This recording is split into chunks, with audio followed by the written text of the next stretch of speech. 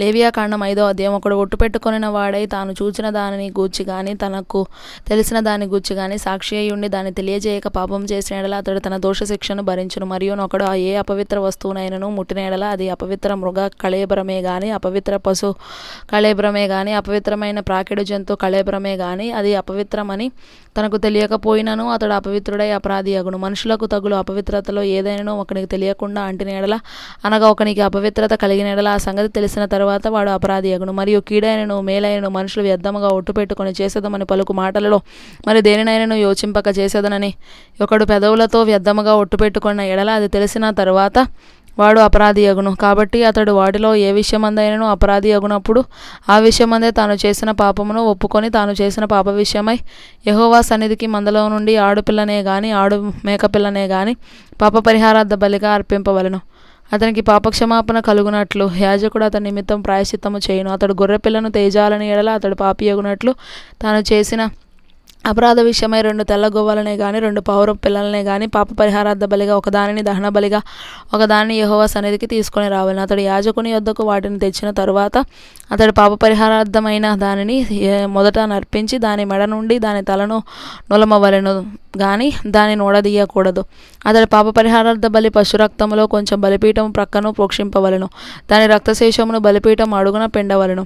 అది పాప పరిహారార్థ బలి. విధి చొప్పున 2వ దానిని దహన బలిగా అర్పింపవలెను. అతడు చేసిన పాపం విషయమై యాజకుడు అతని నిమిత్తం ప్రాయశ్చిత్తము చేయగా అతనికి క్షమాపణ కలుగును. 2 తెల్లగువ్వలు 2 పౌర పిల్లలనైనను తనకు దొరకని ఎడల పాపం చేసిన వాడు తూమెడు గోధుమ పిండిలో 10వ వంతును పాప పరిహారార్థ బలి రూపముగా తేవలెను. అది పాప పరిహారార్థ బలి గనుక దాని మీద నూనె పోయవలెను. సాంబ్రాణి దాని మీద ఉంచవలదు.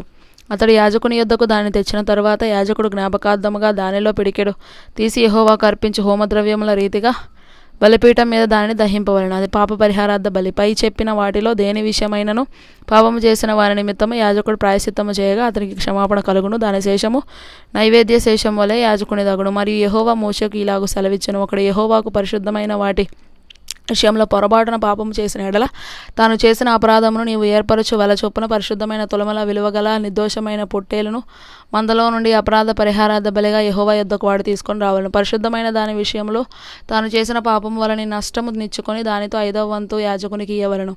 ఆ యాజకుడు అపరాధ పరిహారార్థ బలియగు పొట్టేలు వలన అతని నిమిత్తము ప్రాయశ్చిత్తము చేయగా అతనికి క్షమాపణ కలుగును. చేయకూడదని యెహోవా ఆజ్ఞాపించిన వాటిలో దేనినైనను చేసి ఒకడు పాపి అయిన ఎడల అది పొరపాటున జరిగినను అతడు అపరాధి అయి తన దోషమునకు శిక్ష భరించును. కావున నీవు ఏర్పరిచిన వెల చొప్పున మందలో నుండి నిర్దోషమైన పొట్టేలును అపరాధ పరిహారార్థ బలిగా అతడు యాజకుని యొద్దకు తీసుకొని రావలెను. అతడు తెలియకయే పొరపాటున చేసిన తప్పును గూర్చి యాజకుడు అతని నిమిత్తం ప్రాయశ్చిత్తము చేయగా అతనికి క్షమాపణ కలుగును. అది అపరాధ పరిహారార్థ బలి. అతడు యెహోవాకు విరోధముగా అపరాధము చేసినది వాస్తవము.